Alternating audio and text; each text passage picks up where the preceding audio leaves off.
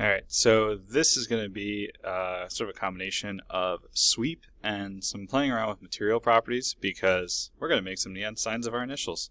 And I want to show you a little bit more of what Inventor can do as far as material texturing and stuff.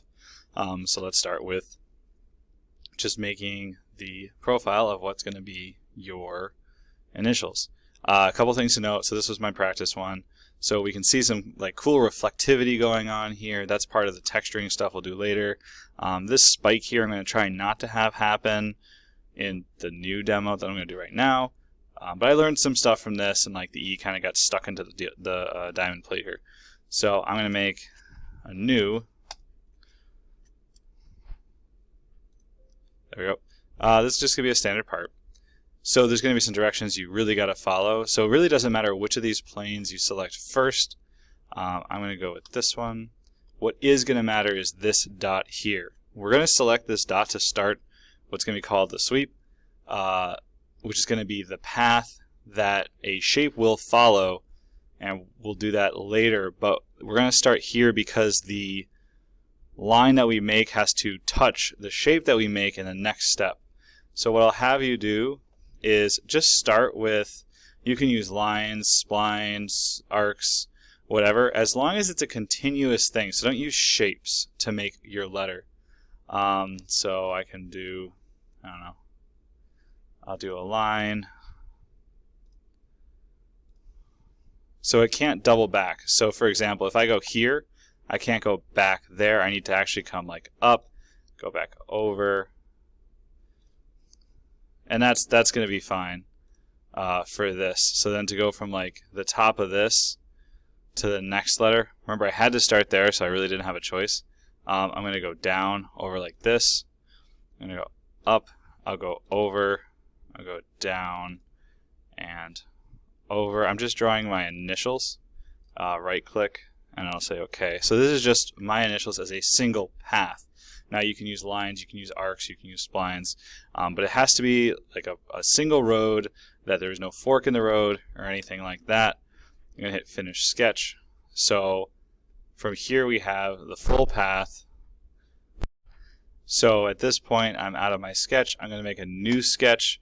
Now what I want to do is I want to be in the sketch that is perpendicular to the first shape that I drew. So I selected that plane. I'm going to select this plane now, and it's going to be perpendicular to that outline, or to that text. And then at this dot, I'm going to just draw a circle.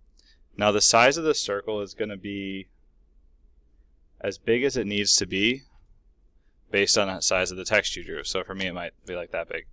Because what we're doing is that shape is going to be traced. It's going to be like kind of like extruded along that line. So actually that might be a little small. There's no exact answer for how big this should be because it depends on how the size that you drew it.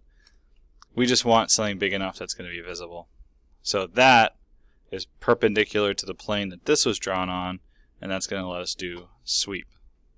So I can say Finish Sketch because this sketch, this profile, this one, that circle, is just going to be the outline of the thing that goes along this. Now you can do any shape. I'm just using a circle because we're trying to make a fluorescent, or not fluorescent, a neon sign. So the profile that I'm selecting is the circle. The path that I'm selecting is going to be the text. So I avoided these big like juts like that, or if you have a really sharp angle, it kind of tries to figure out how to do that, and it ends up creating these large like jut outs. So I did try it for this one where I went over just a little bit and then down. It just made a less obnoxious spike, but I forgot about it down here, and that's going to be fine for this example, but something maybe you want to avoid. Alright, cool. So there's my initials as a neon sign. So that's going to be part one, but there's going to be more to this because we want to make this neon. So what I'll do next is I'll start a sketch, or sorry, I won't start a sketch. Wrong button. We're going to go back to looking at our planes, and we're going to use the third plane. That would be the floor. But I've already kind of gone into that a little bit, so I'm going to go to our planes and do an offset from plane. I had to have that plane selected first so I could offset from it, but I want to put a plane below my text because we're going to make this thing glow, and it's in nothing right now. So if we have something under it, then at least there's something to reflect off of. So I just made a plane below my neon sign. I'll put a 2D sketch on that plane, and this is just going to be more or less some sort of table. It's just a rectangle. I'll extrude it down, go the other way for my extrusion. Doesn't really matter how thick it is, and so we'll do that. So now I've got this tube, this table, and now we're going to get into some texture stuff. So up at the top of the screen, whoops, I got to move this down a little bit. All right, we've got material choices. So I think for the top of this, let me pick material. Oops. Just material library. Oops. Okay. You can do whatever material you want. I'm going to suggest you pick a material that's kind of metallic. So I just picked gold, and that's pretty cool. Now it might not look like this for you just now because it depends on what your settings are for your view. So under the View tab, you do have selections of of visual style. We're eventually going to get into realistic and do ray tracing, but that's going to bog it down so much. We're going to leave it shaded with edges for now.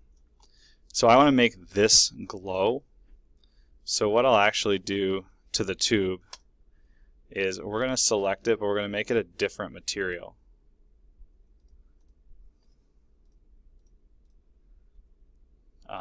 So I can make it the default, but I'm going to go into the material editor, and where it's got generic here, whoops, I don't want the whole thing to become this, but it might change. You might have to go back in and retexture. We can edit any material. So my generic material here, I'm going to edit, and I'm going to give it self-illumination. You can play around with these settings. I'll go with, I don't know, what might be cool. Halogen lamp, I'll go frosted bulb. Color temperature, make it moonlight. TV screen. I don't know. You can play with that. We can give it a color, and you can fill around with these colors to see what's going to be cool. Let's say apply, cancel. Okay. So everything just became that, but I'm going to clicking on that. I do want that to be not that, so I'll change it back to something else.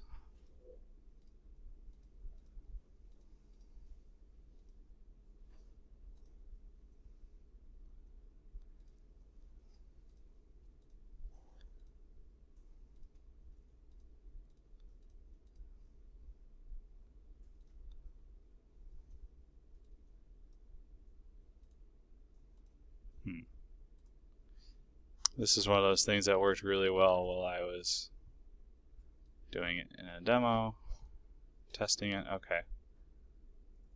What's that? Oh, there we go. Okay.